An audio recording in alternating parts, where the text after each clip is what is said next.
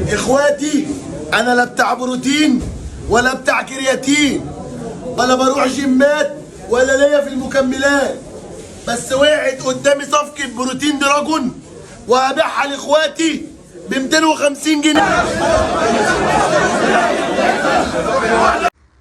خد يا كابتن، تعالى اقول لك حبيبي، انت بتعمل ايه؟ يعني انت مقتنع بنفسك؟ انت مقتنع باللي انت رايح تعمله؟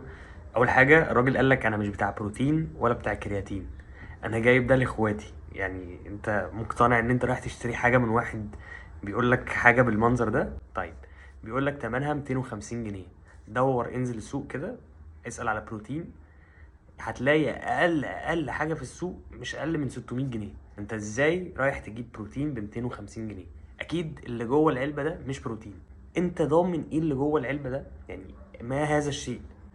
طيب انت معاك 250 جنيه، طب ما تروح تجيب بيها فراخ، روح هات بيها اكل. كان رايح تجيب من الشاذلي اللي هو اصلا مش بتاع كرياتين ومش بتاع بروتين. انا اللي بجد اللي معصبني في الفيديو، انا مش بجد مش قاصد اطلع على ترند ولا قاصد على اي حاجه، اللي غاظني ان في كميه شباب بالمنظر ده عندها عدم الوعي للحاجه اللي قدامها.